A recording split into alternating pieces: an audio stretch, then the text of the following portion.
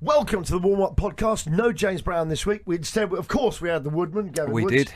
And we had my old pal Mark Bright, who's on the show. Super sub Mark Bright. You failed to tell us a story about the groundsman. I did. When I was at Leek Town, we're training one night, and we needed a goalkeeper for the five-a-side at the end, and the groundsman was sort of like pottering around, just doing a bit of. And the manager said to him, "Get over here, get in goals quickly," and he had like a wig, a piece. So you can say, I haven't got one, Mark. Yeah, I know. No, you look sensitive. You look to me like I'm a bit sensitive about this. I'm not fine. Okay, so he had this toupee, this piece at the front, and I never knew he had it. And so anyway, he was in goals, and somebody had a shot from close range, and it hit him in the face. He was kind of down on his knees. It was a five-a-side goal, and the toupee came off onto the floor, and the manager, Alan Vickers, ran up and booted it into the back of the net. Finished it. And said, sorry. He buried his wig. Oh, right into the back of the net. There's a wig on the ground and the manager. Imagine having to retrieve it and put it back. We're not going to go better than that in the Scramble. intro. Here, if you think that's good, you wait for the warm-up. Here it comes. Yeah, could I speak to Sir Alex Ferguson, please? The result is all wrong. Manchester United were absolutely knackered.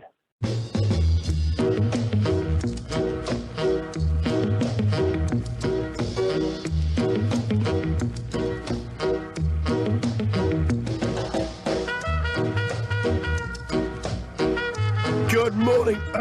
Welcome to the warm-up. In association with Capital One, I'm Johnny Vaughan. On the day when England prepare for their final World Cup warm-up against the Hondurans Yes. in Miami. In the Miami Heat. I haven't got much form on the Hondurans. For me, they're more of a cigar manufacturing nation than Bananas. big on bananas. They're big on bananas. That game live on TalkSport this evening, and ahead of the World Cup, former Sunderland boss Paolo Di Canio writes off England's chances by saying the team is tired and concedes absurd goals. You have to say this is why the warm-up backs the Qatar World Cup right in the middle of the season. We're rubbish in the summer and a long season. Maybe he's worried about England's ketchup intake. Could be, but you imagine January in the pub. Sorry. So what I was say about the Qatar World Cup. Come on, January in the pub, cosy. Warming up alongside me, well, you've heard him giggling along. He's a charm. He's more than a chum. He's one of the chaps. The Woodman, cried timber and hail. Gavin Woods. Morning, Johnny. Morning, And also Brighty. alongside me, well, you know what? There's been some genuinely amazing strikers that have really changed the way we see. Wait! I know where it's There have going. been some genuinely amazing strikers that have changed the way the game is played, the way we see football. Men who are scintillating and magical to watch. Men who can do things with a ball That you couldn't do with your hands. that you can't do with your hands. Men, literally, for whom the ball becomes, well, it's balloon. just an instrument through which they can communicate the world. They are a conduit for an outer force of football. You're too kind. You're too kind. Wait, the ball flows through them, and that ball is really an extension of their soul. Some of the greatest strikers on earth have been in the Premiership, and one man who's seen many of them. So predictable. Mark Bright, ladies and gentlemen. Good morning, John. Morning, Brighty. Oh, Good morning. Brighty. Good morning, How are you, Gav. Brighty? Nice to have you here. Thank you very much for inviting me. It's. Do you know what? I've been introducing Brighty like that since 1999. Since Big Breakfast. There was a delayed kick-off, John. What happened with the delayed kick-off this morning? Oh, this morning. Yes. English driver, wasn't it? Didn't ring the bell. English driver. No, it's not my business to ring the bell. It's not up to me. Your firm should let you know I was outside. You're firm. You let them outside. At which point he spoke it. He actually broke it. I've got to watch it a bit because he knows where I live. But also, he spoke that rare brand of Cockney, which I call ancient Cockney, where he goes, definitely, Harper, he's nipped that up a Cockney On his scaffold. on his I used to do scaffold. I was on a scaffold. Scaffold. With a double P. With a double P, yeah, scaffold. I used to do scaffold, right? Up the Arsenal. He's gone to Arsenal. I'm LARPing. He's LARPing. I've got a cup of coffee. Cup of coffee in my hand. I've got a cup of coffee in my hand. Trying to get scaffold. The ancient coffee. Anyway, So I'm very sorry, I'm really late. I've only just woken up. Wow. I'm not kidding. I had a massive birthday lunch yesterday. Did you? Massive birthday. Is it your lunch. birthday as well? No, it's a friend of mine's birthday. Oh. And do you know what I ended up? Because on the way, I'm a bit hoarse today because I saw another ancient Cockney incident. What was that? Well, in my local pub, the Beehive, where things kick off so fast, it's hilarious. No, but I heard the most Cockney ever conversation I've ever heard. Two men actually really agreeing with each other. I'll take you through the dialogue right now. Are you ready? Go for it. This is the bit I overheard. This is exactly the words I overheard. This first page comes. I go, oi! No, you're not really. I go, oi! He's going, what? I go, bang. I'm not kidding, that's what he said. I go, oi! He's going, what? I go, bang. But his mate's going, what?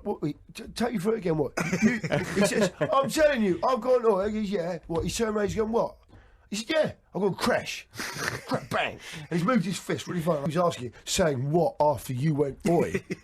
God, he was bound to get hit in the face. It's unbelievable. Going, oi! He's going, what? I go, bang. Short conversation. Yes, but it was a very. What was amazing is he had a friend that completely saw it from his point of view. That yes, it is out of order to respond what? When someone goes, oi. Pardon. Yeah. He was meant to go, oh, sorry, I'm sorry. Yeah. What is it? I don't know what he was meant to go, oi! What? Bang. Anyway, lovely afternoon, and it's a lovely. It's been a great morning to be here. Sounds like it. Gav, how was your day yesterday? Yeah, pretty good. Was it? Yeah.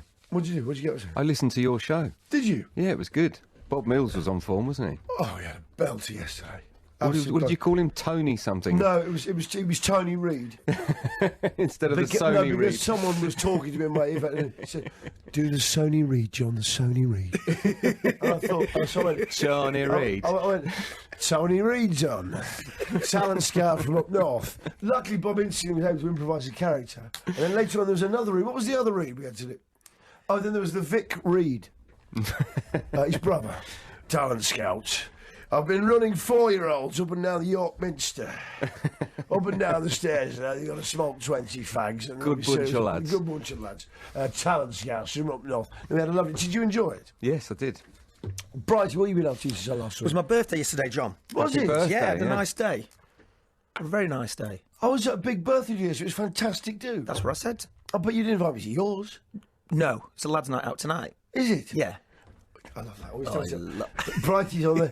He's nearest Saturday man. Isn't that brilliant? Oh, because he couldn't do it Fridays. Yes. Because then you got Yeah. the game the next day, Yes. and that was the priority was. Yeah. And now it's what, golf and then out in the evening? No. It's here. Yeah. It's here. Well, today it is, yeah. That last minute, can you fill in for somebody, John? Brighty, have you still got it bad with the golf? No, I've started playing a little bit more. I play in the charity events, you know, the charity event. Me too, But yeah. I like to have a knock every now and again. I know you don't know, but it's mainly charity now. Yeah. Yeah. Like to do my bit for charity, John. Yeah. Charity. These days, John, I don't get the time. It's just charity. It's all I can manage. No social golf. Yeah. To me, that's a lie. Because I played with Georgie you? Bingham. Did you? She loves a game of golf. Is she any good? She's quite good, actually. Is she? She is. She's quite good. What's the strength of the game? Good touch. No, she got a feel around the greens. Hits it a long way. Can she? What Gets about right the through approach the ball. game? Yeah. What about Approach game, the little chips? I think she could work. She needs a bit of tidying up on that. Does she? Yeah. I'll tell you, 50, Georgie, if you're 50 yards listening- and in. 50 yards and in. She needs to work on. I was played with Brighty and Righty, and I played at their course near Denham, The Buckinghamshire. at Buckinghamshire. Really nice course, and they've been there all morning practicing. I pulled it at the tea time. Yeah. Bit similar to today. Yeah, a bit similar to today. I pulled it there, and Brighty's been there since like 6 in the morning or something. Sharpening up the game. Just really sharpening up. Just the game. knocking balls. And you play, and Ian, yeah, he's not really interested in who else is playing golf. He just plays his own game. Doesn't matter what you're doing. Plays the course, Johnny. Plays the course. Does he not want you to have your go? No, but you He wants don't to just think, get on with his shot. Yeah, you'd rather you're not there. He's not. But you really think in golf, it's one of those sports you're not going to get a lone, out-and-out striker. Do you know what I mean? Miles ahead of you. He's just miles ahead All the Yeah, time. you think this isn't the sport for the out-and-out striker. So He doesn't get 14th hole chafe. No, he doesn't get. He doesn't get localised anal chafing on the 14th, which I'm particularly prevalent for, due to the power of my thighs and the high fruit content of the diet. Anyway, But I play. They're better than me, but because of the handicap system, I'll be able to beat Brighty. Oh. And Ian won because he's a good putter, isn't he?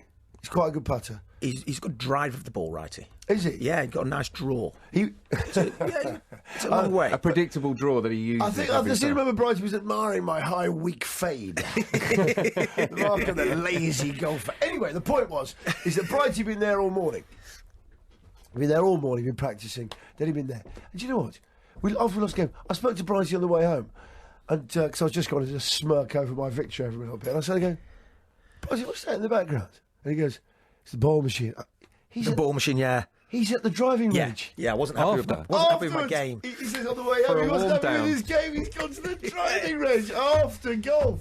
Well, golf is all about frustration, isn't it? Yeah, it is, yeah, definitely. That's pretty much the driving force They of could golf. never invent a game as frustrating as golf. Yeah, again. you could Ever. never No. do it. Ever. And the other thing about golf is everybody's learning golf. Yes, all Nobody the time. says, I tell you where I learnt golf. You go, That's no. You're Constantly. still learning, yeah. You are still learning golf. There is no where I learnt golf. And that was You know, what was the latest game that was invented? Because everything's been around, hasn't it? You know, your football, your cricket. Well, they could text us your in. There's basketball. snooker.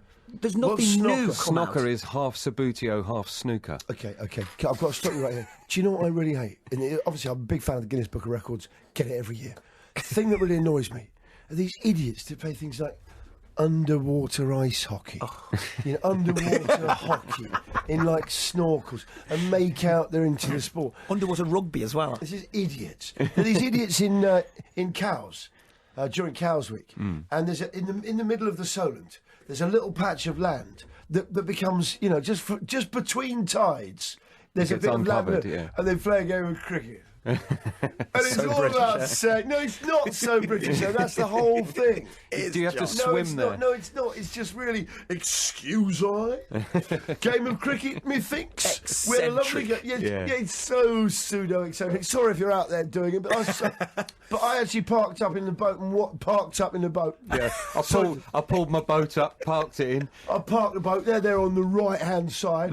Yeah, but starboard. The Birmingham Navy, is what it calls them. Hello, here comes the Birmingham Navy. They are down there. But you see, it's just the games are rubbish. They're absolutely rubbish. It's just all about the fact you can say we played that. I joined in, Oh, yeah. it's just terrible. Listen, it's 11:27. We're back in a second. I've just got to tell you this because it's it might make you quite sad here. My boyfriend was on the phone to girls for hours, on and on every single night. So I asked him to leave. Now I'm struggling without him. He kept whispering into his phone, and it made me paranoid. I confronted him one day. I told him it was over, and that was that. Can I say, I've worked with Mickey Quinn, and you're right. You're right. He's always on that phone. He's isn't always he? whispering into He's that always phone. whispering on that phone. So I can see that woman's crisis. But at the end of the day, it's Sailor Mick. Maybe he's whispering to his horses. Could be. He's a horse whisperer. But no, the thing is, a man like Mick, and you've got to accept this if you're married. If you're with Quinny, he's married to the sea. He's married. He only played married for to- portside clubs. He only plays for coastal clubs. Listen, we're back in a second. It's 11:28. Get involved by calling the warm-up with Johnny Vaughan on 08717 223344 or email us via talksport.com. You can tweet us at TS Warm-Up or text us at 81089. 50p plus normal sending charges apply. We've got a guest on the line. It's time for us to take a boat down the River Nile. It's just gone lunar past monsoon on the banks of the River Nile. Here comes the boat, only half afloat. Husband with a toothless smile. Only just one more to this desolate shore. Last boat along the River Nile. Doesn't seem to care. No. Okay, we've had Nile Quinn. That is the source of the River Nile. The very source. 10 years down the line, there'll be men looking for the source. Niall Quinn, Richard Ord, Gary Hours, Gary Bennett, Dave Bennett. Have you been listening to the show at all, Brighty? I listened to bits of it, John, because obviously I'm moving around. Just say no. Just say no. I don't. Yes, I do. No. Because I'm a fan of yours. You know that. I know that. We've had some of the best pre-match warm-ups you ever heard. Gav, tell him the best one, our favourite one of all. With Dave Bennett. Dave Bennett. Benno. Do you know how used to warm up? Brandy and a cigar. In a bath, listening to Maxi Priest. Too good. We had a guy, in fact, last week was Dave Hurst. Cigarette and a cup of coffee. Cigarette and a cup of coffee while putting his socks on. Yeah. Anyway, let me keep going. Then it goes to Mickey Ginn, ex-Coventry. Ian Benjamin, ex-West Brom, Peterborough, Northampton Town. Once Britain's most costliest teenager. Yeah. That doesn't mean that's how much it cost his parents to look after him, because he loved wearing Pringle and zucchini. He had a cupboard full of Patrick Kappa. Cagoules. Lacoste. Yeah, loads of untold Lacoste. Were they pucker, John? Yeah.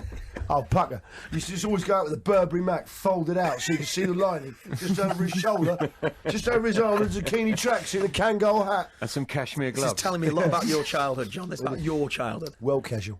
Well, I was in a football gang. Here we go. Called the Pretty Boys. We were in the Pretty Boys. What was the greeting? No, on our calling card it said "not the face." Not the face. And that was the Pretty Boy ethos. But we'd be down there and we'd go, "We're so pretty, oh, so pretty, oh." Chelsea. There was no firm. I've made it up.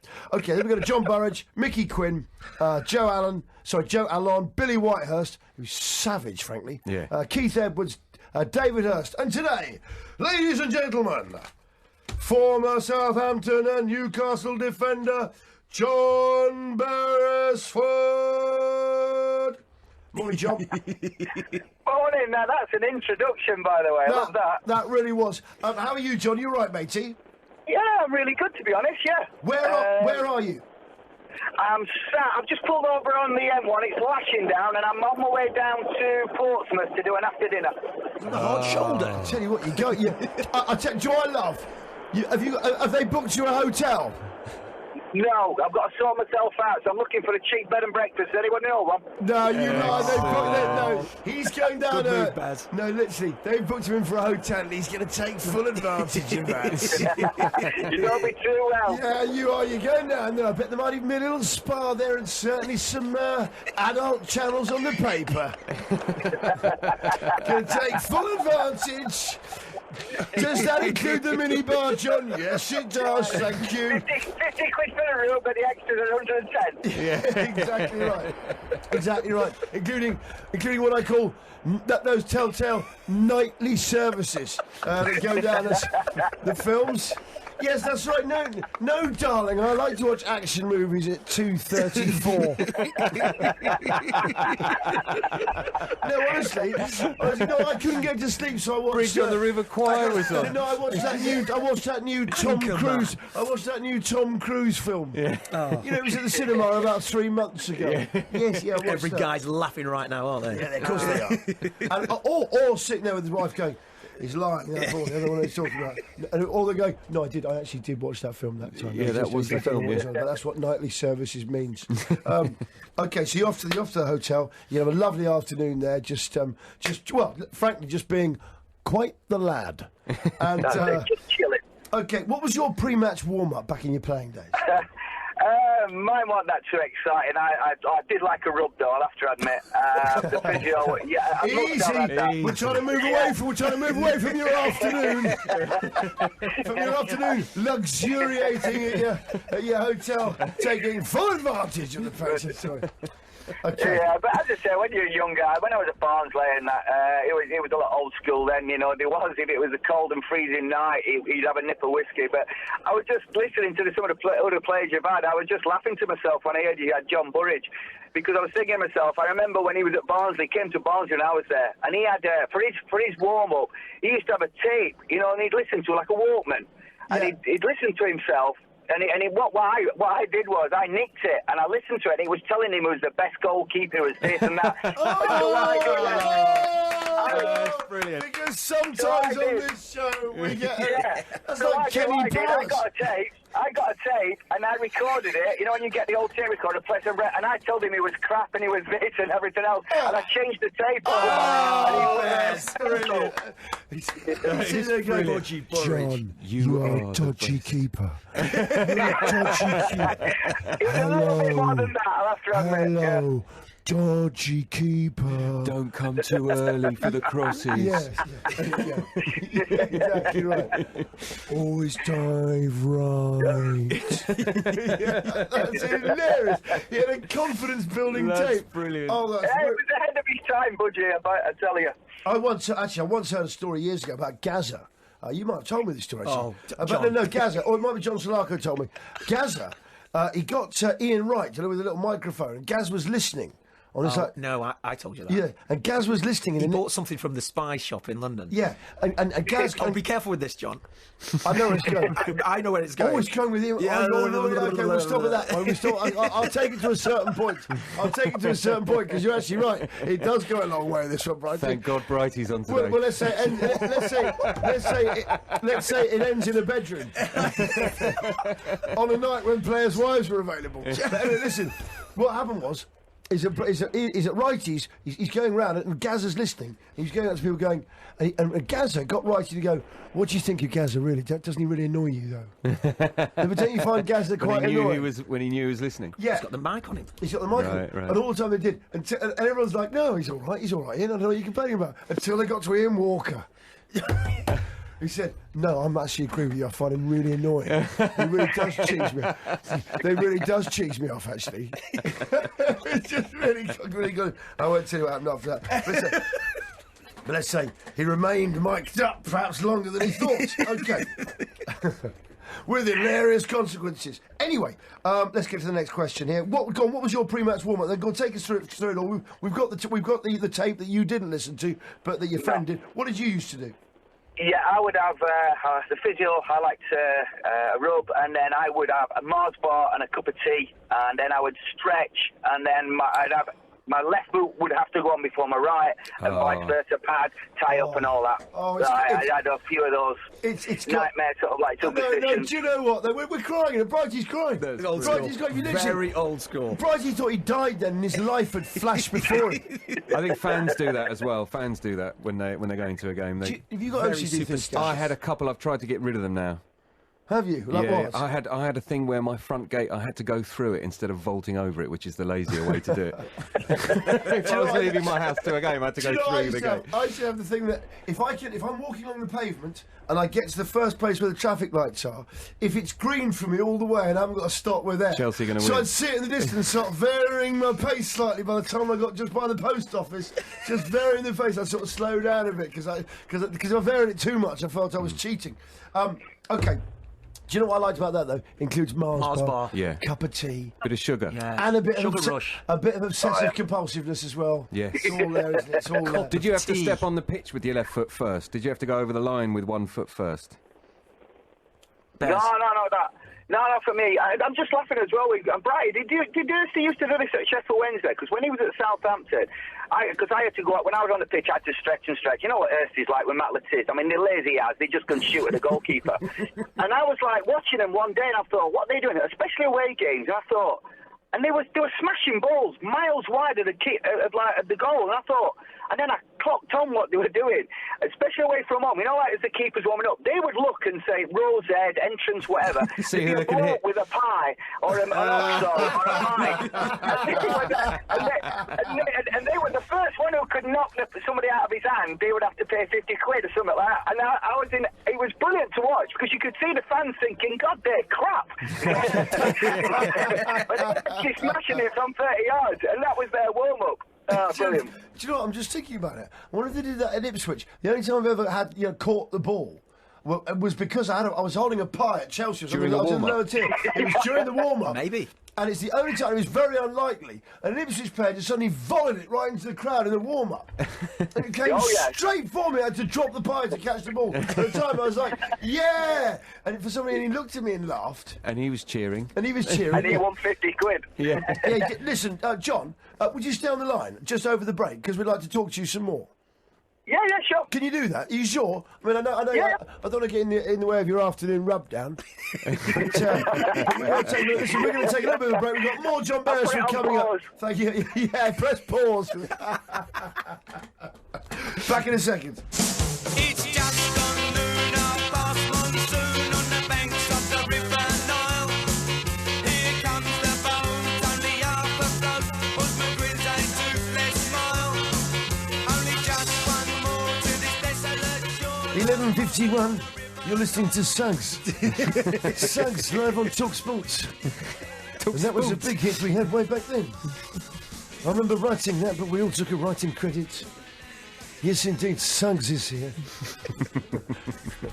A world famous Suggs impression, which actually a lot of people can't tell apart from my David Bowie impression.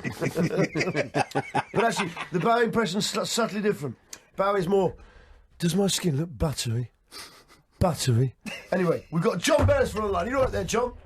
I'm still here. Okay, fantastic. Now, next question for you. Did Keegan ever treat the lads to food or drink if you picked up a good win away? And that question is from Gavin. Absolutely. Did he? Absolutely. Oh, yes. If we had a good win away, it was quite funny because we'd stop off at a wine cellars or wherever to get a few drinks on a coach. And he tried to educate some of the younger lads like Lee Clark, Steve Watson, getting nice Chablis, but they weren't having it. They just wanted a bottle of beer. Okay, yeah, he would literally go on. And I think he did get it out of his own pocket as well. Good on him. Well, On the really? coach as well. I know Keep when the receipt, John. Yeah, Keep because you're not supposed to have beverages on the coach. No, of course you're not. Can you get things with your cannabis? The thing I like about Keegan sometimes, I don't know what he's like, but is Keegan quite sort of maternal with players? Yeah, Rather than he being is. a sort of Terry Venables, who's very much He's an arm round your shoulder. A patriarch. Yeah. There's something quite with Kev. He's got a sort of, a bit of like a northern lady. no, but you know what I mean. He sort of looks after. But did you find that he's quite a motherly figure? Yeah, I would say, he looked after his players really well. The thing is, sometimes I think you treat certain lads. He was very good. I'd say the best man manager I've ever come across. Really? Yeah, he really was. He was on another level in that way. He knew when. I mean, everybody see he'd love it when he snaps. Yeah, but, I would love that. Well, yeah, he has got that in him, but he also, as I say, but he would really make sure that he liked a total bond, a good camaraderie between the players, and he knew how to treat each person differently because everybody's different in that way. How did he deal with Faustino Asprilla when he turned up at Newcastle? Did he mother He was him? a loose cannon. He tried, but nobody can control Tino. He was loco. He runs a little hot. He was loco. He really does. Yeah. That's the thing. So you like about it. He runs a little hot, doesn't he? Yeah, it was funny. I have to remember we tried to give Tino a rollicking, and because he'd lived in Spain, but he thought he could speak Spanish. The gaffer, but all he used to do was just put a no on every word. I've got mates who do that, baby. They do that. Even in Cornwall. Do you know what? With Faustino Asprilla, the weird thing is, I just want to recommend this to. I'd just like to recommend to you. Yeah. But if you catch on ESPN. Their 30 for 30 I love that series, documentary series. The greatest series of sporting documentaries. I mean, the best ever is one called Once Brothers, about two basketball players who both played in the NBA and were divided by the Yugoslavian conflict. But there is one called about the two Escobars. About the player Escobar and the drugs lord Escobar. And Faustino Asprilla obviously appears in that as one of these people who's playing football at Escobar's ranch. And it's really weird because you sort of imagine him at Newcastle, you sort of see he's got all that behind him as well. He's quite a fascinating figure. Anyway, I commend that to all listeners. If you get the chance to see it, it's about the best hour of television I've ever seen in my life. Who did you used to room with at Newcastle? Obviously today we know you're very much solo. In fact, anyone watching you today would describe you as very much a solo artist. Off the radar. I need a hand sometimes. I don't think so. I've heard you're quite the lad. So, no, my roommate was Rob Lee, and the reason I got Rob Lee is because when Keegan came, when I signed at Newcastle, and Keegan was brilliant at that. He would ask the player who, if he was like looking for a right winger, which he was at the time, he'd come to the left back and say, right, who's the best right winger you come across? And I said, there's a lad at Charlton called Rob Lee. I says he's quality, by the way.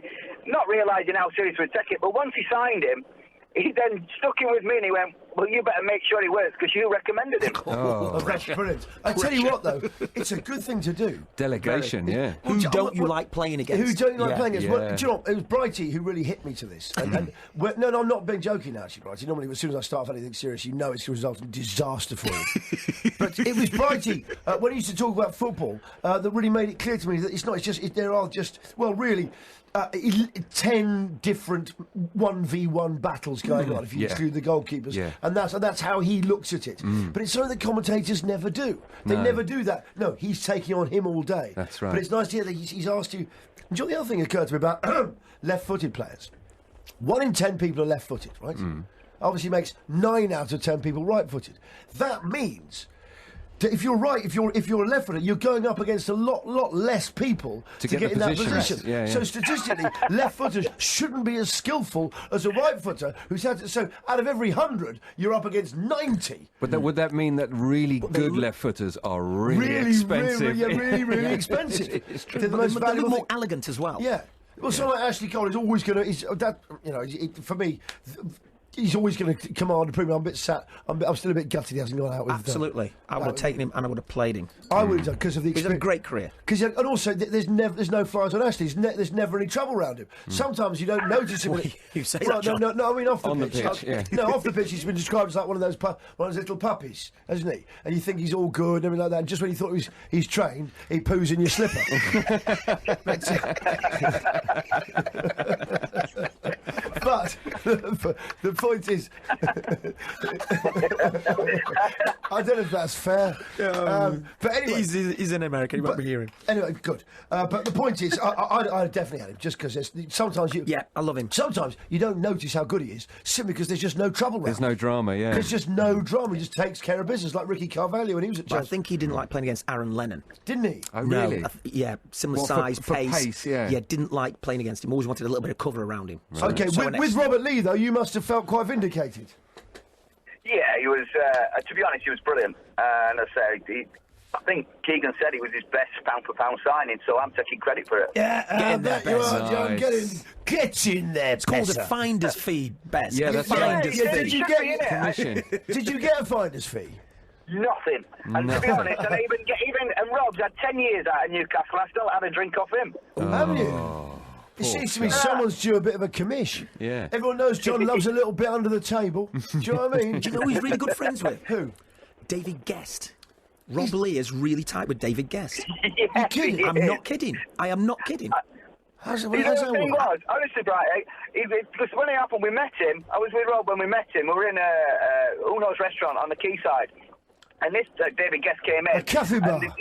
And the bouncer who was looking after him just knew us from Newcastle days. So he said, "Oh, come and sit down with you guys." And Rob is one of the most standoffish, doesn't really mix with anyone. It's the most weirdest friendship I have ever had. Because Rob's ever had, and he still we go down and meet David Guest in London. Good time. I was at a You know function. He what? was there. It's the strangest thing ever. Months ago. He's insane. He's He's sort of so funny. He's so. You don't know whether to take him Well, seriously no, or not. he just lies all the time. That's it. He's just a liar. But it's hilarious when he talks about his parenting. What does he say? He's born to like a Chinese woman with.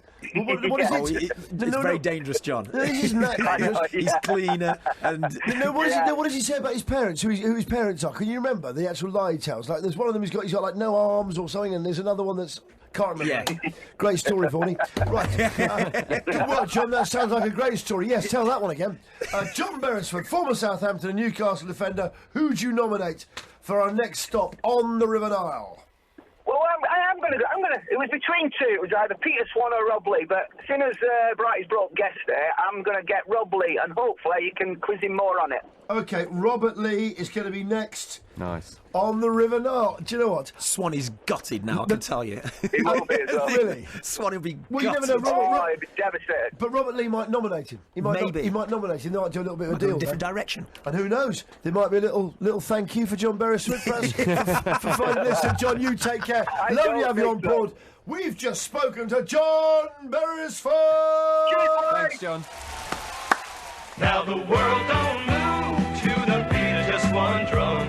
What might be right for you may not be right for some. A man is born, he's a man of means. Then along come two. They got nothing but the jeans, but they got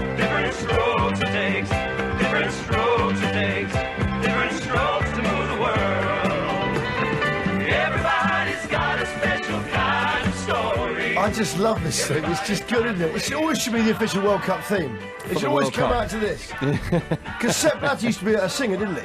Yes, He started off as a singer. a wedding singer. A wedding singer. Can you believe that? Yeah. He was also head of the campaign against pantyhose. No, he was for... Oh, that's right. Yes. Yeah, he wanted suspenders, didn't he? He says that to ban pantyhose so that women can only wear suspenders. He's the man for me. Do you know what? I'm old school like that. Suzzies. Anyway, listen to this. Because this is a bit more touching. This is a bit more of a serious note. Dear Deirdre... No, just listen a second. I had a hot fling with an older woman, but then moved on to her daughter. This girl is now expecting my baby. I met this woman one night. She rang me to ask if I'd like to go to an exhibition at a local gallery. She was worried not many people would turn up. I don't know the first thing about art, but her stuff looked pretty impressive. She was so grateful I went along, right? Now listen to this, okay? We went back to her place. We already had a few drinks. She asked me in for a nightcap.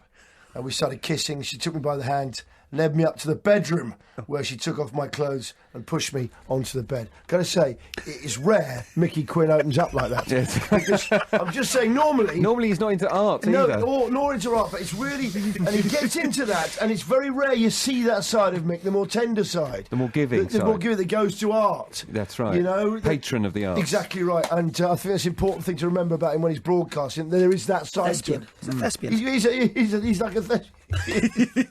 He has got thespian tendencies. Exactly right. 12:10. It's time for Back in Black.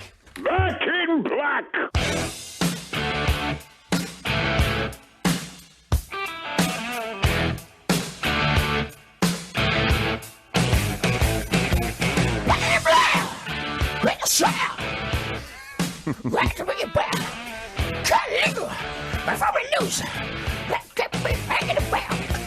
Gav, let's talk about the Sterling red card. Yeah, Jair Marufo, the MLS ref they used Yeah. for that friendly. Yeah. It kind of was a red, wasn't it? It was a bit late. Yeah. But it was the way he gave it. Did you see it? No, I was at a friend's 50th that night. I had an earpiece in. He did it like a fascist salute. Did if he? the card wasn't in his hand, he sort of went like that and that. It was really weird. It was really quick. Do you know there's something about the cycle? The reason the red cards, when they get pulled out, get a huge reaction. It is red. It's apparently to do with the fact we associate it with blood And danger. and danger. Like he's been killed. He's dead on the field of play now. He's dead to us. From Matador's now cape. on, you are dead to us. And they walk off, don't they? Like they've been shot. That's it. Leave the field of battle. You are dead. The Matador's Cape, John. The It Matador's is. Cape. You mean the muleta? Oh, excuse me. Used in the faena of a corrida. Yes, you're exactly do right. they, Mark. do the different stages of a bullfight, do they have different names for the different capes? Yeah, Death Hill. No, it's just the kappa, which is the big... There's a pink one and there's a red one. There is just a pink and the red comes Okay. on for the last 10 minutes. What's called the faena. But we Okay. were in Spain once playing football. We're in Gijon. Yeah. And in the lift, right to me, got on the lift to come down to the reception, Yeah. and one of the Matadors got in with a full dress. Which matador? Right. Which one matador? Nino de la Capello. He's all right. I'm saying he's a decent matador. But he was a star, John. We got to the reception. Yeah, yeah. It was absolutely Yeah, but they're all treated like kind of like saints wherever they go. Aren't Tiny. they? Was he Super tiny? tiny. Yeah. They have to We be were light well on their impressed. feet, don't they? You know what? I had a view about it. You've got to be very careful here. But in the end, I sort of thought to myself, this is about bullfighting, I sort of thought to myself, okay, if I was coming back in the next world, would I like to come back as a fighting bull or a bull destined for a burger in McDonald's? And the answer was a fighting bull. Got a chance. Yeah. Do you think they should have- Then I thought to myself, okay, so I'd rather come back as a fighting bull than a bull destined for McDonald's. Then I thought to myself, I don't want to be too controversial because I'm not saying it either way, but then I thought to myself, would I rather work at an abattoir or get in a ring with a half-ton bull that's a killer bull? And I thought, well, in one instance it's dying, in the other one I am. So actually, I'd rather work in a slaughterhouse. So on those grounds, I think actually, because I've had the chance to go in with one, and it's not that. Is it quite unnerving? Well, I lasted about maybe just when I was about 16. I lasted about maybe because it was with a novilla, A young bull, yeah. novilla, and they buck about a bit more. And I would say I lasted about maybe 12 seconds before I was over the Pereira. Before you needed some new trousers. So on the grounds that the coward in me would be a slaughterman, and you'd rather as a bull have a fighting chance. I sort of Do you think they should have referees in bullfights? they do. Do they? Okay, Gav, have you taken a good look at World Cup refs? And can I just say, I'm not trying to rile up animal rights people. It was just a sort of personal thing I suddenly thought, because I was in an argument with someone the other night about it, and I sort of weighed up those two things myself. The truth is, you shouldn't have either. Everyone should wear plastic shoes and eat lentils. Back in black.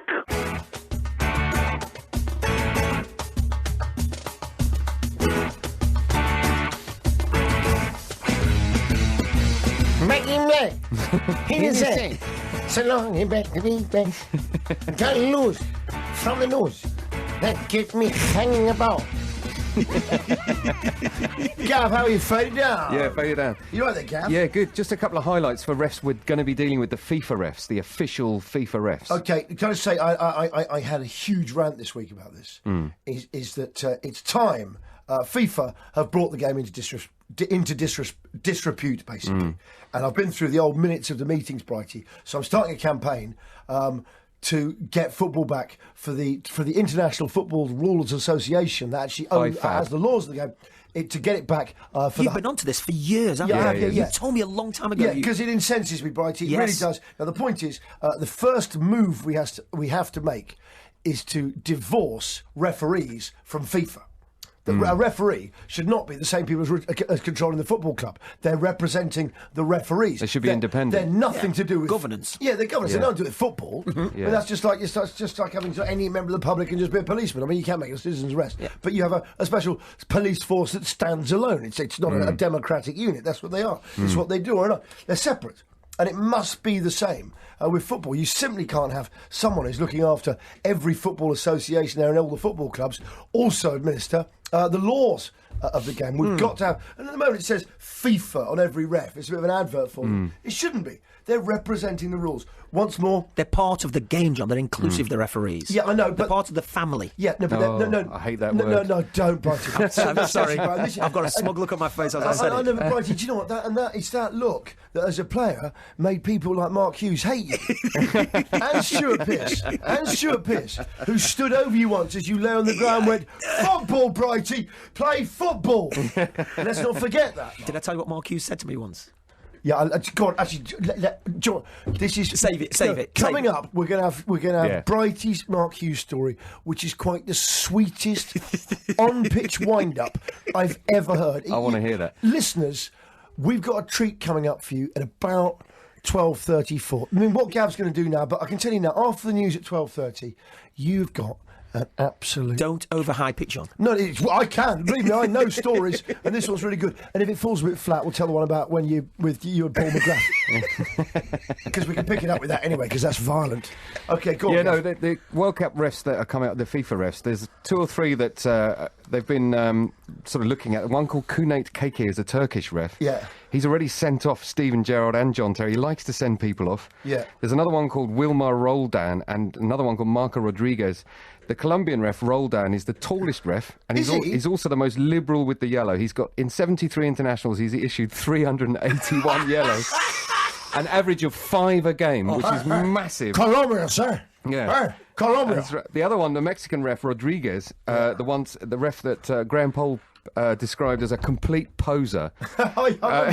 He's known as Cheeky Dracula in Central America for his love of red cards and his slick black hair. But do you know something? This is what at least if you're going to have someone in the game, it'd be good to have referees, just consistency. Well, he's issued 51 reds in 79 matches. That's awesome. That's a player off more than once in every 2 games. That's crazy. Oh, you sinner.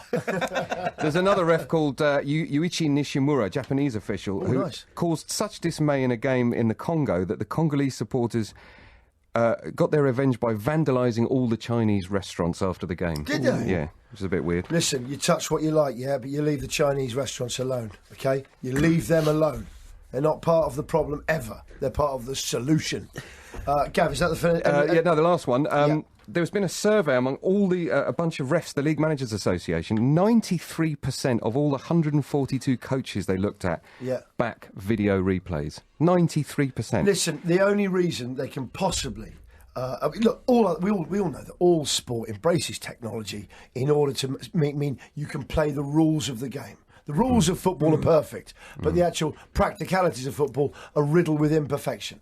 You know, we know it's impossible for referees and assistant referees to call. Everyone wants it. Everyone wants it. What could be the only, and every other sport embraces it. What could be the only reason that FIFA would want to? Because it can't go down the leagues, John. It can't go from top to bottom because you need so many cameras. It's a live game. There's something like 25 to 30 cameras. I agree with that. Go down to League Two. No, Brighty. Wait a second. You know, cricket, as it goes down the line, they haven't all got snick-ometers. They don't all get it right as well with cricket. I know they don't. But the point is they make it fairer. They make it fairer. I understand what you're saying. What we're saying is top level international, when there's so much. When it's a World Cup. When there's final. a World Cup and there's so much riding on it. Yeah. And you don't want to be. I mean, look at. Brighton, we have goal line technology in the Premier League, but you don't have in the Championship, and yet to get out the Championship into the Premier League is Brighton. They've got shop doorway technology at JD Sports. So They'll tell you if you take the ball out. My son kicked one out of JD Sports. It was worth $9.99. As soon as it went over the line, the buzzers went off. It was 6 years old. When Frank Lampard did it against Germany, that ball was worth $750,000. While we've got Brighton, and there was no buzzer going off. Brighton, just back off a second. I wanted to ask. The trouble is you look because it's all about me. No, it's all about. Not only is it all about you because you have a massive ego, but you know what?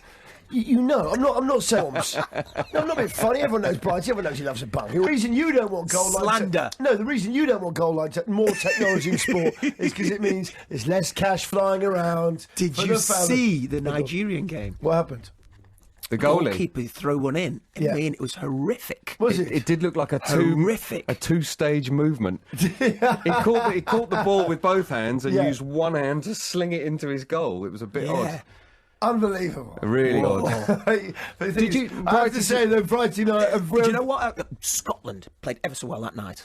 Really did. This was Craven Cottage, wasn't it? Yes. The 2-all. Yeah. And... you'd have to YouTube it. It is okay, I will do. Brighty, did you used to talk to the refs when you were playing? Yes, it was the days when we were allowed. And remember Roger Milford? Was it a tactical thing? I knew Roger Milford. He's all right. He's a good lad, Roger. Nice bloke, yeah. He used to sort of like always have a ding-dong with Righty. Really? Yeah, always. And he used to... Was Righty chipping away all through the game? Sweatbands on his wrists, didn't he? And he flicked his hair back. He had the mullet cut. I knew he was really vague. Yeah. And he used to sort of...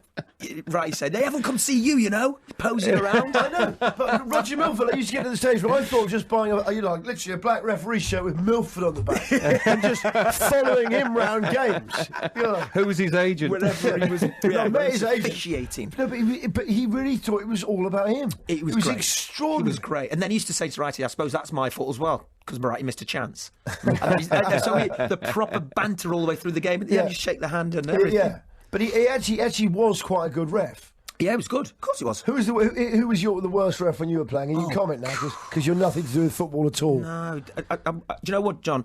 I don't think you can ever see me arguing with referees or getting booked for dissent. I never used to do it. No, I think the job's tough enough for them. Yeah. And it's not Howard Webb, who I know, I did something with one time for the FA. I remember saying to him about the World Cup final, I said, does anyone ever come in and say to you, Howard, you know, it'd be good if no one got sent off today. It's a big game. And he said no. He said if somebody came into his office before the game and said that, he wouldn't referee. Okay. So because I thought he did. The last World Cup final. I thought he did it a favour. Okay. You know, he could have sent so many off, and the Dutch blamed him for ruining the game. It's the player's responsibility. Definitely. I know that, Brighty, but sometimes 14 yellows in that game in the end. Incredible. Yeah. But sometimes I just wonder where the message comes down from. Sometimes I've seen Chelsea-Barcelona. Yeah, I've seen a couple of very unusual. I was at that game. You were at the game. I was at the game. PK goal save. And you have to say sometimes it's come down from the line. Don't give them nothing. Give them nothing. You sort of wonder how it feels to jump. Was it 3 penalty appeals in that game? And one of them was ridiculous. There was 4 stone cold. Well, it was 4 and 1 stone cold. Okay, do you know what, lads? We're going to be back in a couple of seconds. You're going to have Brighty's Mark Hughes story, which is. We listened. I was talking earlier about how Mark explained to me years ago about the 10 battles going on a pitch. Which, if you really know your football, that's what you're looking at. It was a bit more 4-4-2, and it was a bit more defined back then. Now it's a bit harder to read because the coverings is a bit more zonal. It's a bit harder to read, but and this is a real case of the mind game, and how Hughesy really entered the mind of Mark Bright. You're in for an absolute treat.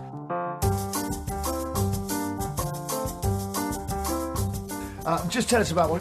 As we say, there used to be 10 battles on the pitch. It's a bit, when it was the old 4-4-2 days, it's a bit more complex now, a bit more zonal. But this is what happened when Brighty met Hughesy. Yes. Go on, tell them. Palace versus Manchester United at Salhurst. It was Wrighty had left, so it must have been 92. Yeah. I know you sort of fill up when you say those words. A little bit. It's like your first divorce. Wrighty wasn't playing. Whatever. So anyway, Coppell says to me, "Mark Hughes, offset pieces, Bray, corners, free kicks, like come back and mark him because he's a bit of a threat." So put the best player on him, John. Yeah. So anyway, I got kind of grabbed hold of Mark Hughes' arm and pulled him, didn't allow him to jump for the ball or anything like that. And he kind of kicked out at me, and I just pushed him. And he looked at me, he goes, "You're a bit part player. Always have been, always will be." Oh, that's cold. He says you're a big part player, Bright. Always have been, always will be. I remember just jogging off towards the halfway line, thinking. Okay.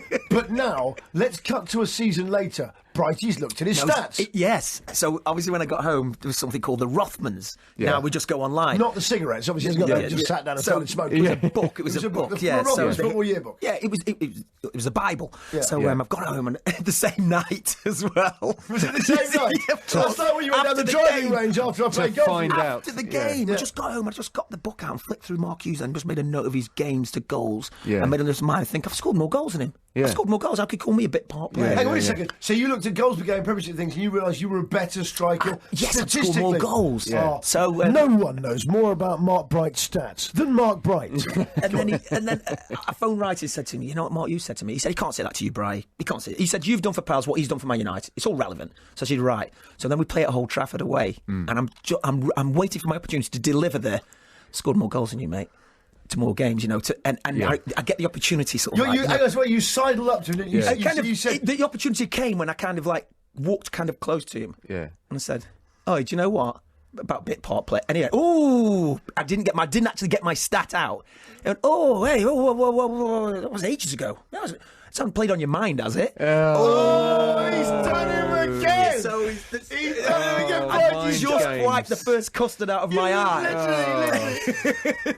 Bit part player. I knew where I was coming from. Oh, have you been thinking about that all this time? And he knows he can do it. This is 3 months later. 3 months later. He's done me again. It's a beautiful story. Do you know what? Sometimes from someone who knows the game inside out, played the game, was a model professional, taught Ian Wright everything he knew. That's George Graham. Yeah. That's Mark Bright. We've got the outsider now who knows nothing about it at all, hates the game, and he just takes in a bit of knowledge through osmosis. Here is the outsider.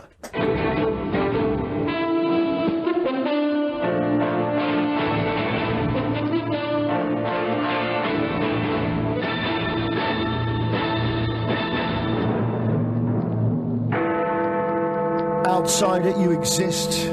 I do. Beyond exist. I'm here. There is somebody that doesn't really care much for football, and they exist. And that man is you, existing in a different universe. He's like, if we're in our galaxy, he's in Andromeda. It might as well be Crufts on as the World Cup. Thanks, guys. This doesn't make me feel isolated at all. No, of course it doesn't. No. You're not some crazed loner. Although I would like it. Although that is another good person for us to get on. Memo departments, next item we have. It's time to talk to our crazed loner. We have another one. Anyway, outsider. It'll be a different thing. I'll make up a different concept. Outsider, how's your week been? It's been good. I always have a good week. I've got a bat with a poorly wing that's looking like it's mending. So Really?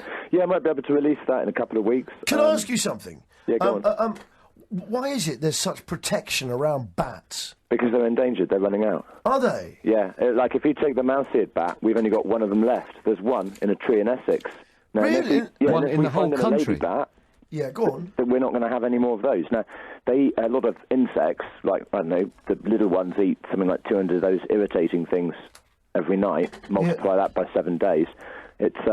We'll be riddled with flies and insects, and then you'd all complain. Okay, and what's the most common bat we can get out there? Well, it's called the common pipistrelle, but we've The lost common what? Sorry. the common pipistrelle. The common pipistrelle, yeah. Yeah, but we've lost like 90% of one of those species, so we've got to take action. And what's depleting them? Why are bat numbers declining? We've certainly got enough flies. So, We lost a lot of horseshoes because people were putting insecticides in cows. Sorry, what do you mean horseshoes?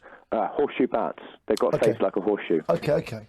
So your ear is all like wriggly and stuff, and that's to focus the sound into your head. Right. And the horseshoe bat has got an extra extension. He actually uses his nose, and his nose is a really weird shape. Yeah. And that focuses their sound, because, they're all on hearing and they make radar. Okay, so they're getting the sound through the nose. They they're reflecting the sound from the nose into the ear. Okay. It's a different system of how they work. So why are they declining in numbers? What's happened? Pesticide goes into the cows. Yeah. So the cows don't get ringworm and things. Yeah. That goes into their feces. Feces goes into the beetle. Yeah. Bat eats the beetle. Bat dies. But we almost lost all. But it took people ages to work that out. Sorry. Think of it. Outside, just take me through the stage again. So, the insecticide goes into the feed for the cow. Cow eats the insecticide. Insecticide goes into the dung. Yeah. Dung beetle eats that. Bat eats beetle. Bat dies. Yeah. Man, the domino effect. Isn't that the way? God. Unforeseen consequences, you see. Unbelievable. So how can I guess they've got to stop using that insecticide, right? Yeah, once they prove that, because the trouble is called accumulation of toxins. If you're a bat, you don't just eat one beetle, you eat 100, so you're having 100 times the dose of the poison. Right. Yeah. And that's what people didn't realise. It took them ages of testing and dicing up animals and things and testing it for this particular poison. Yeah, and then they found that out. Isn't that amazing? Okay, thank you very much for that. It would be amazingly horrible if we lost them. We would miss them if they were gone. What? Because they get rid of lots of flies, and also they sort of give a place a bit of character. We've got bats. It used to be when I was a kid. We used to whistle for them. We used to go.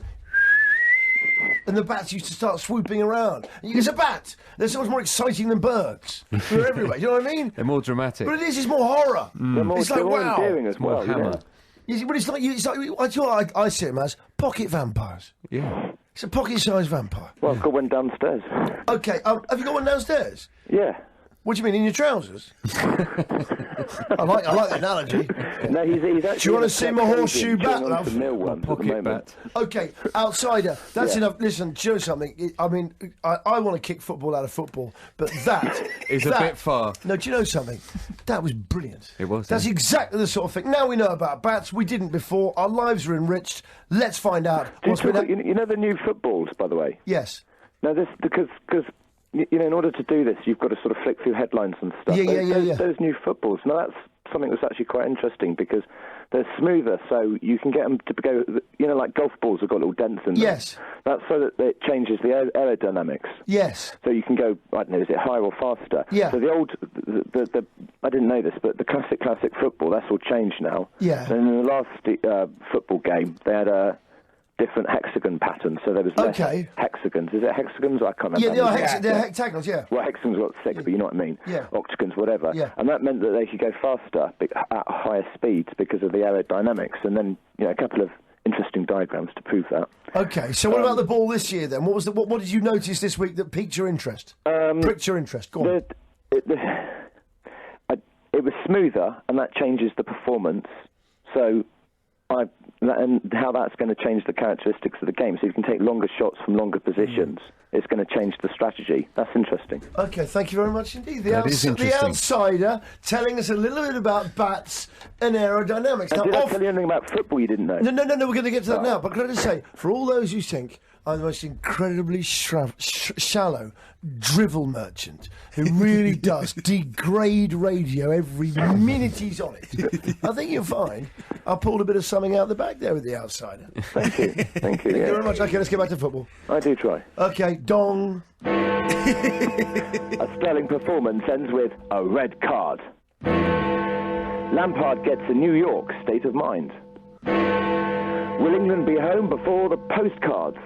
Oh, outsider! It has been an absolute pleasure to talk to you. Thank you so much. I mean, isn't nature wonderful? Well, outsider, quit while you're ahead. I'll speak to you next week. Okay, cheers then. Thanks. Oh, man. For a second, I'll tell you aerodynamics with the ball. Yeah. They always say it's Harry rounder. Hahn. Can you remember Harry Hahn? That Yeah. shot. Was it 78? Was that 78? Yeah, it was 78. Holland. Johnny Johnny Rep. Yeah, with Johnny Rep. Do you know what? Which was a name I always really liked. Johnny I Rep. like Johnny Rep. It always sounds like he's head of like a rocking band. A rocking Johnny band. Rep and the Rep tones. When bring me All is alive! The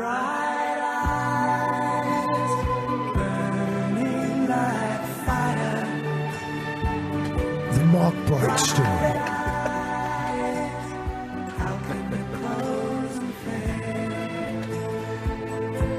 From Port Vale to Paris. From Africa to Angleterre. Mark Bright. In bargain bins at all bad bookshops. The Bit Part Player. Bit Part Player. The Mark Bright Story. $1.99. Also available on compact cassette.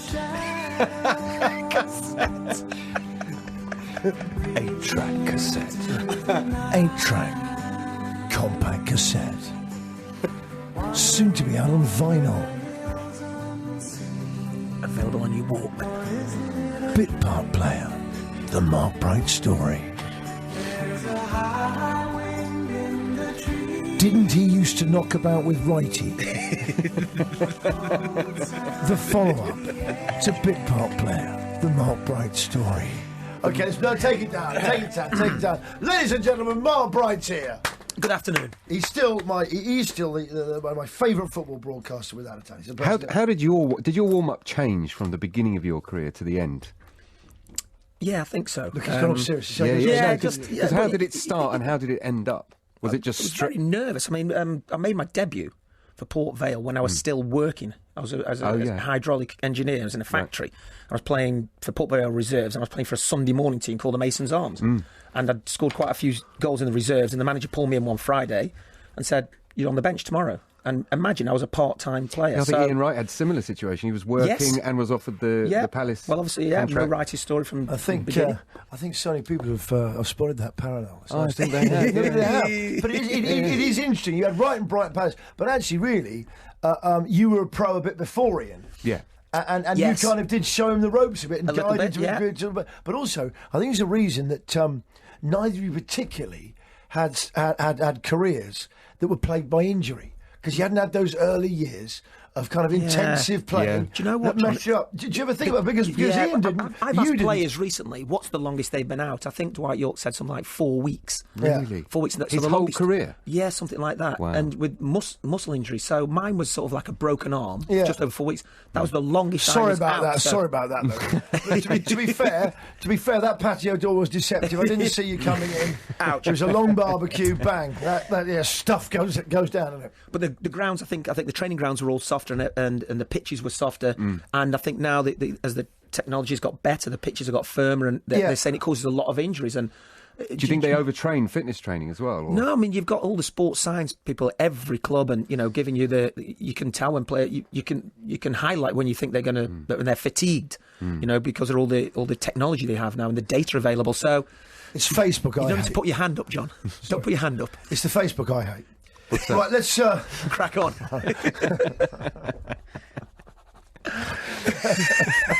My face. Nothing. Absolutely nothing at all. Aaron, listen, Brighty. Yes. So you I love the fact you had that. You're actually working. Then suddenly you're out for Port Vale. Yes. What division were Port Vale at the time? Third. Yeah, the old fourth. Oh, the old heading fourth for promotion. Yeah. Okay. So I've played in the fourth, third, the second, and the first division, which obviously went to the Premier League, the Championship, Leagues 1 and 2.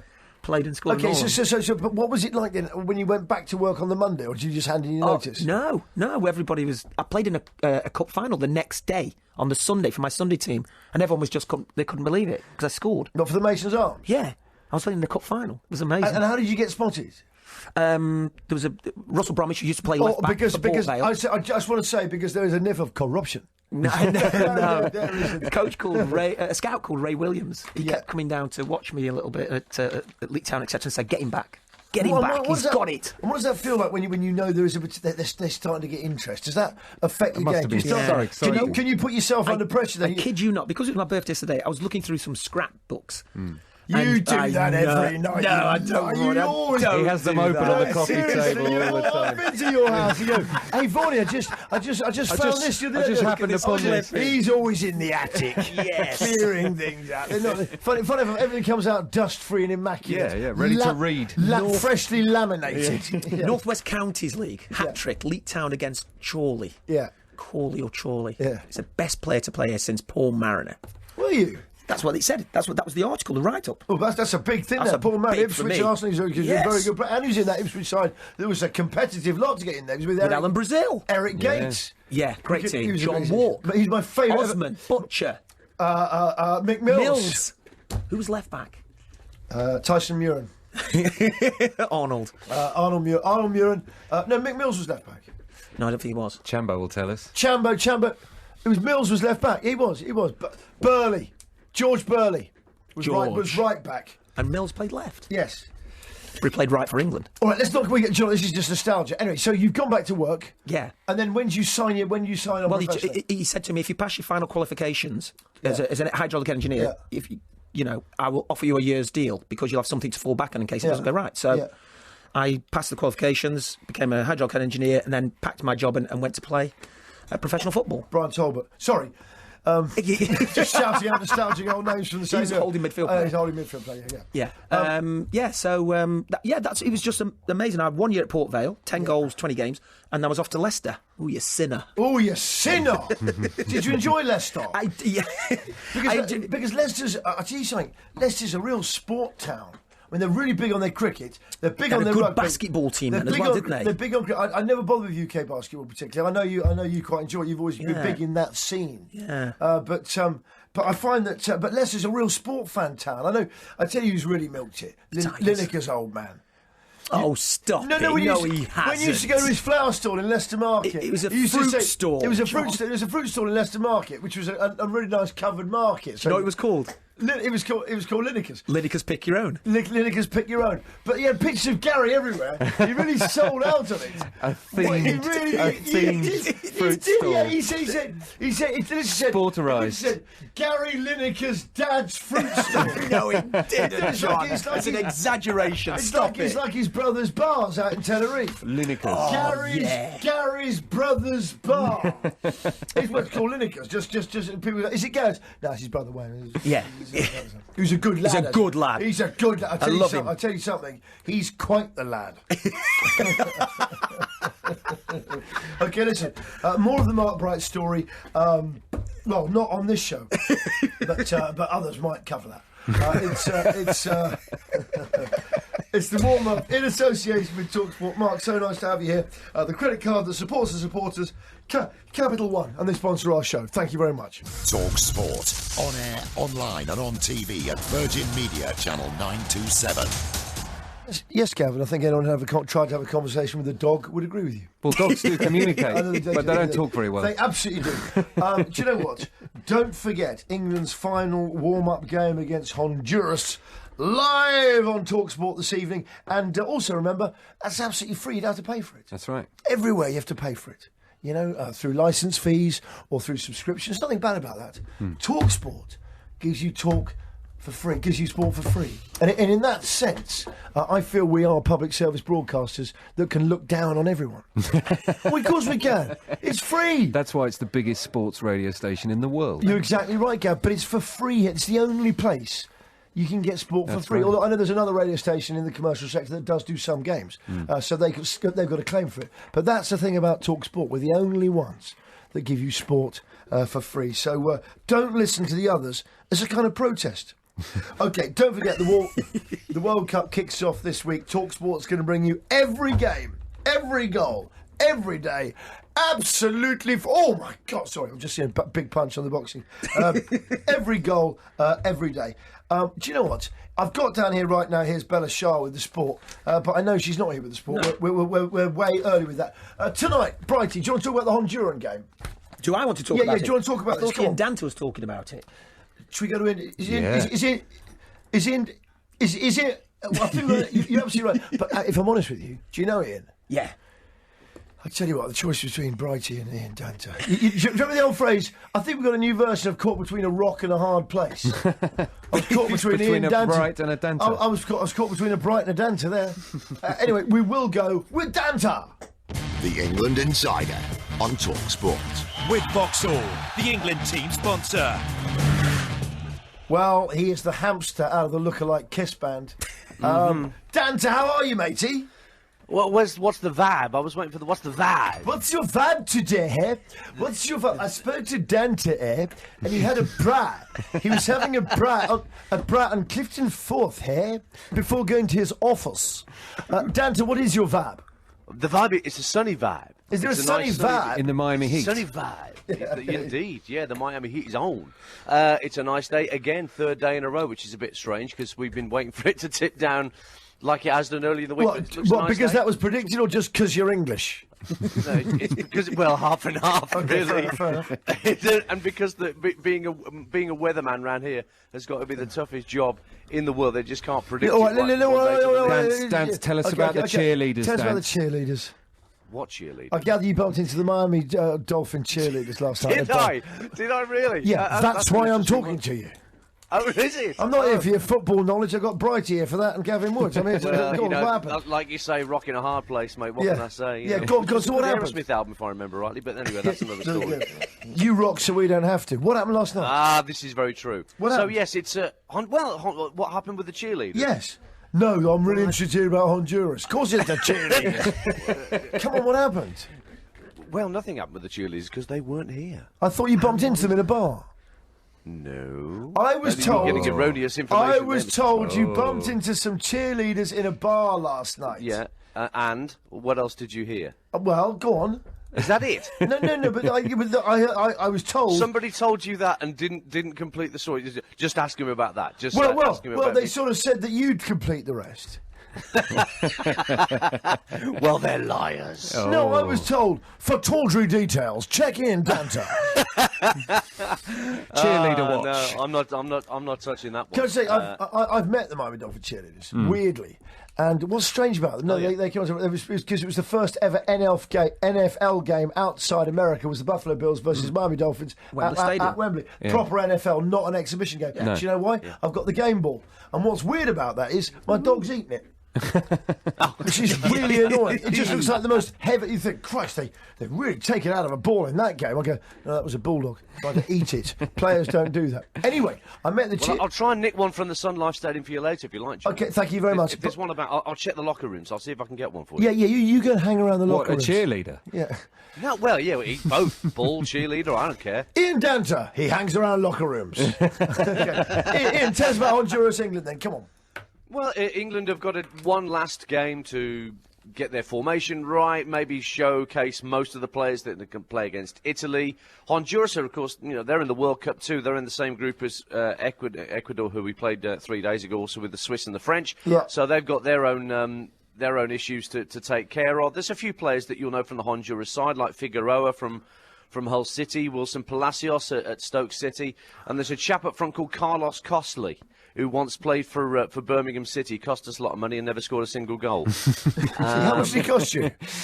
Quite a bit at Was the it? time. I seem to remember at the time. It was when we were trying to get promotion. And what sort of football?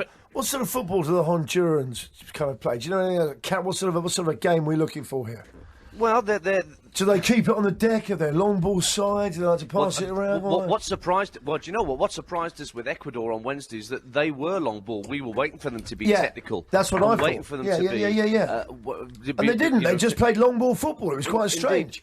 I think we will see more technical stuff from Honduras this afternoon, without question.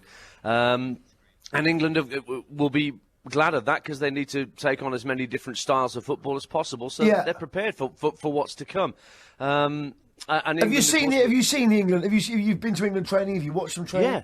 And how the lads looking? Because whenever I see England training, it just always seems a load of people playing a sort of taking the Mickey out of Wayne Rooney and kind of playing a bit of a jokey keeping up. And you think, is that all training is? Is that all it is? Just sort of wearing laughing with each other. And they might as well sling a hacky sack in and be on a beach, the way it looks. They had this training session yesterday where there were 3 groups of 7 outfield players, and they took it in turns playing one against one. So one team sat out, and it was just like a possession game on a smaller sort of coned off area. And who's looking? Who's the way you sound that makes out they've shoved England on the sort of motorway.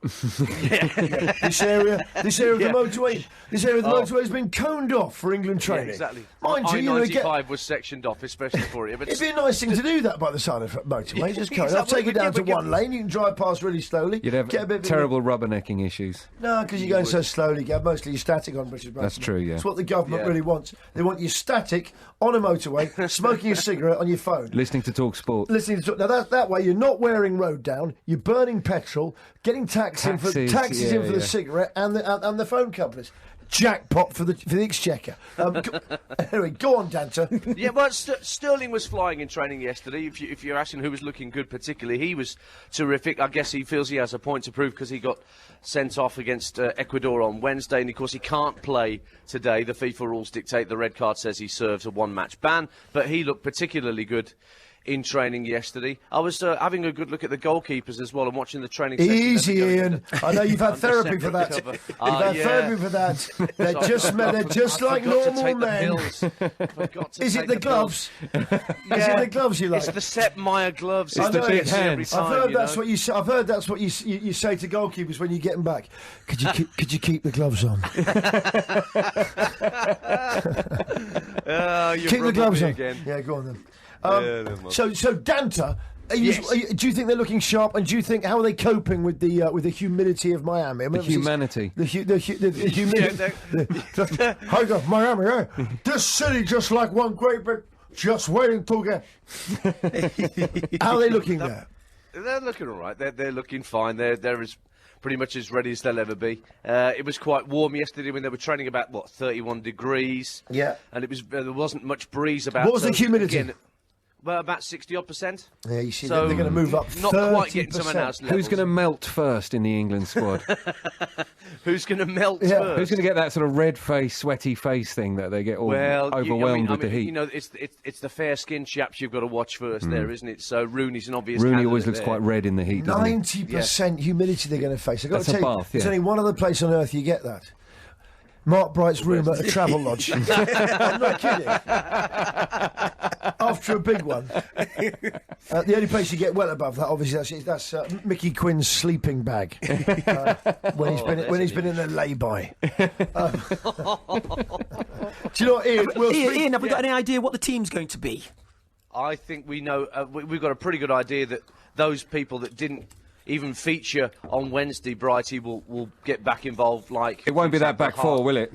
Well, no, it'll be Johnson, Cahill, Jagielka and Baines, you would imagine, and Henderson and Gerrard should come back in central midfield. Sturridge should play, Hart back in goal. So most of he's looking sharp, isn't he? That was a lovely goal.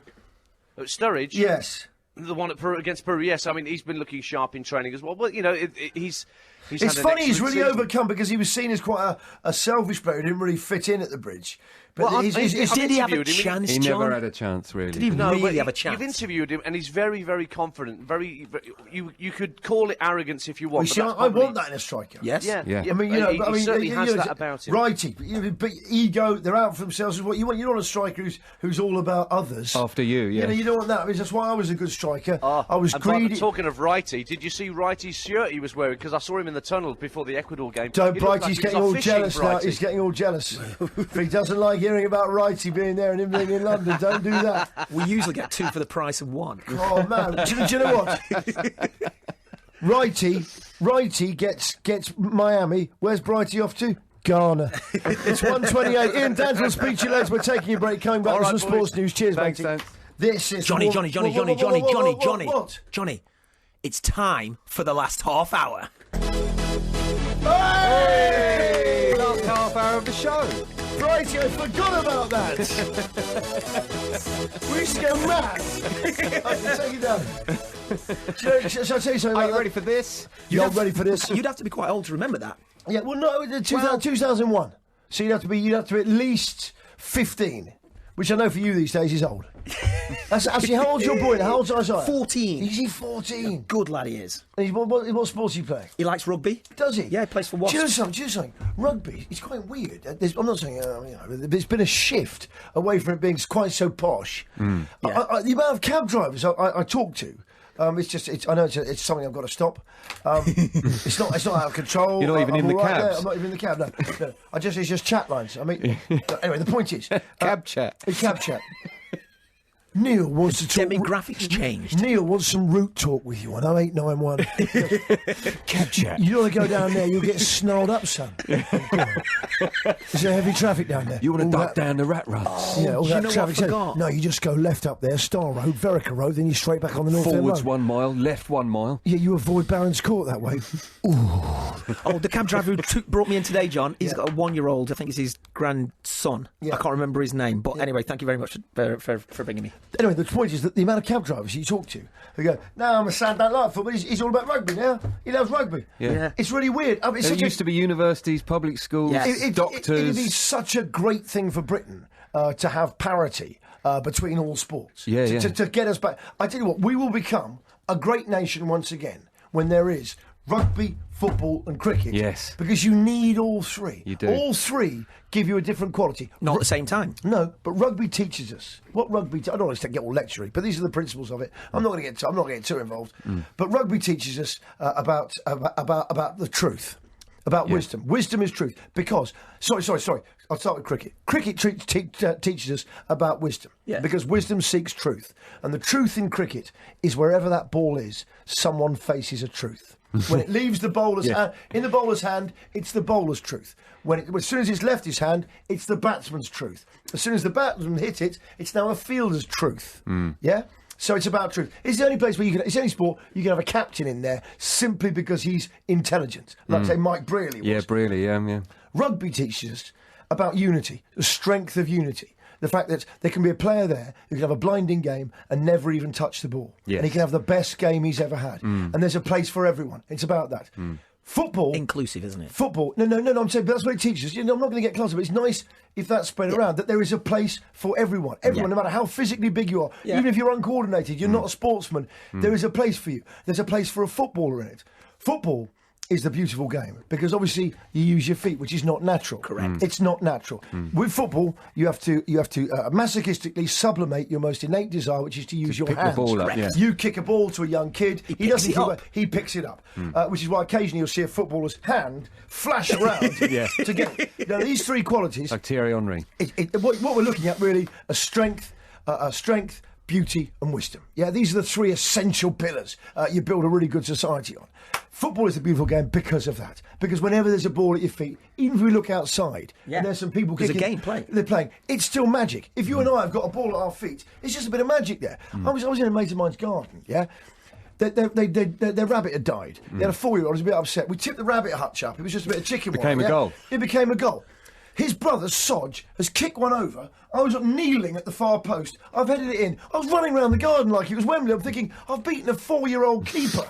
Into a rabbit hutch. It was across from there. So football sort of raises us. But anyway, if we can get a country where cricket, rugby and football and all the young... Are all the same, yeah. All get a chance to play all three without... And they get the facilities for all three. You get a fully balanced society that learns those three qualities. And that's what sport is for me.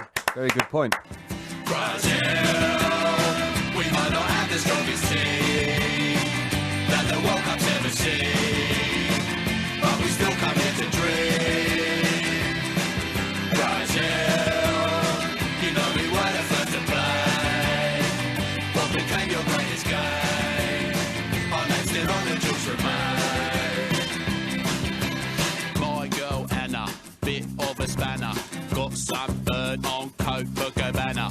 Red as a lobster, she was feeling very ill, but still joining the kickabout. Welcome to Brazil. Okay, fade down. Because I've started now, I had it looping in my head this week, that one. I was like, Brazil, well, I was brushing my teeth and it just wouldn't go. I think as we achieve World Cup success, which I'm sure we are, I've got a vision of Lampard raising that FIFA World Cup. That sounds good. No, in one of the conference rooms, you know. All get a chance to Not allowed to touch it, John, are you? Unless you're a former winner. Aren't you? Or head of state. Are you? Really? That's right. That's why it would have been very, very interesting if that World Cup that year had gone to Libya. Is there a guard standing next to it? Is there a guard standing there going, can't touch this? Yeah. Right, anyway, welcome to Brazil, the official TalkSport World Cup song. Can I say, I love the way they put official there, like there's unofficial TalkSport World Cup songs kicking around, of lower quality. Anyway, that's out now on iTunes for just 99p. Beware of cheaper songs. And absolutely, because there's some dreadful aren't as good as that one. Because there's some dreadful ones out there. You'd be surprised. I mean, the way that slipped through QC, the Quality Control Department. Imitations. Don't tell me it was head of talent and chief mover and shaker Gilo that picked that one out. Because some of those other songs just sound like a bunch of blokes singing a bit, don't they? And making up called a band, calling women and describing women as a spanner. Actually, what's weird is that was actually an old Lennon and McCartney tune. One that got away. No, it wasn't. It was written by Brian Wilson. Right, the video will follow later this week. Oh, Christ. Who's going to direct that? I don't know. Andy Crane. I'm kidding, there's nothing wrong with Andy Crane, boy. He's probably very good. Video's going to follow later. It's 1:52.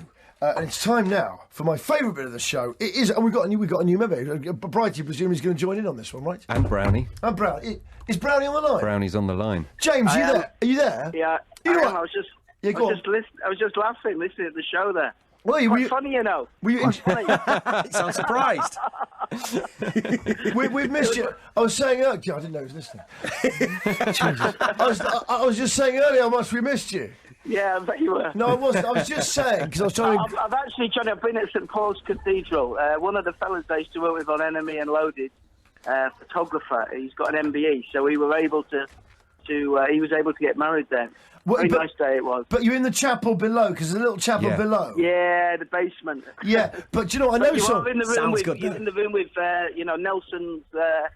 Nelson's tomb and also William Blake. Man. I've got to start. John, I'm not a fan of William Blake, actually. Weirdly. Because I've always felt there's a guy called Emmanuel Swedenborg who Blake really ripped off quite badly. Right, okay. So if you if you're ever down near Tottenham Court Road, just turn off there.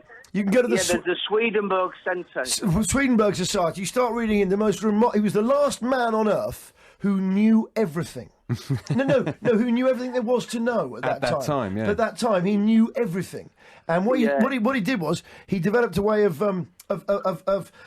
languishing somewhere between being asleep and awake. And he's my friend. He was like the Gilo of his day. Yeah, I was just fun enough. James, will you stop nicking my punchlines? One-eyed Gilo. Okay, anyway, listen. Let's get on with these predictions. Let's get on with it. I'm waiting for some food in an Indian. Oh, we can't mess about then. Sounds like a classy wedding then. I tell you, your life's full of contrast, isn't it? Went from St Paul's straight to curry. Okay, here we go. You should. James Brown is top of the league. Said James is top of the league. 9 points. JB predicted the exact score in Mexico, Bosnia, and a Netherlands win. Gavin Woods on 5. What you on, Vaughan? I'm on 6 actually, so I'm second. For some reason, I'm listed third. And the bench is on 2 points. You're the mensch on the bench this week. Yeah? Okay. It's the wench on the bench as well, but you're the mensch on the bench. And a mitzvah for you, Brighty, for coming in today. You are like mushbucker to me. Okay, here we go. James, England versus Honduras. 1-1. 1-1, okay. Ooh, okay. Gavin? I'm going 3-0. 3-0, okay, fair enough. Mensch? Is that me? Yeah. I'm going 3-1. They're 2,000-1 outsiders, Honduras. England are going to cane them. Are they? Yes. James is rethinking his score there. Okay. I think I'm going to go for this. I'm going to call this. I think we're going to run away with this. I think it's going to be 4-1. 4-1. Okay. No, I think it's going to be 4-0. I don't think. Big John. 4-0. I think going to make it go. It was you saying all that about Oz. You've done because the defence hasn't been great. Oh, you sinner. Yeah, but they got the... Okay. USA, Nigeria. Gavin, where are you going? I'm going to go 2-1. 2-1. I know you. No. I think he had a heart attack. No, you. I know you. I think he had a heart attack. Do you know why they're playing Nigeria? Why? Because Ghana are in their group. Oh, right, okay. African team. I'm going to say... No, I think that's fairly open secret. I'll tell you what I'm going to say. Go on. Nigeria didn't play well against Scotland. They didn't. But I think USA are strong. I'm going to go USA 2-1. 2-1 there as well. Gav, that's what Gav. James, where are you going? 1-2. 1-2. I think USA are going to actually. I think they're going to actually talk about it. 3-1. Okay, Brazil versus Croatia. Interesting, but I think it's going to be a draw. I think 1-1. Gav. 3-1. 3-1. Bench. Straightforward win. 2-0. 2-0. James. 3-0. 3-0. Love you, James. I'll see you next week, mate. See you next week, James. See you next week. You look after yourself. Ladies and gentlemen, we have had the warm-up. Thanks to our sponsors of Capital One, the credit card that supports the supporters. It has been an absolute blast to have James Brown on the phone. We've had Beresford on the phone. Yeah.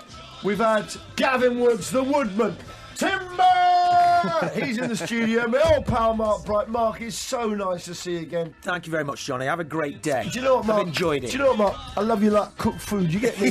Listen, right. You know what I'm saying? Right? I love you like cooked food. Hear me now. Wait a second, because here's us yakking. A real man has entered the room. Yes. Ray Stubbs has come. Do you know what he's wearing? Just a vest and some white fronts. Yeah. An office sock. And some green flash. And some Dunlop green flash, yeah? He's scratching his nads. He's sitting back there, yeah? There's a distinct smell of Old Spice coming through the air.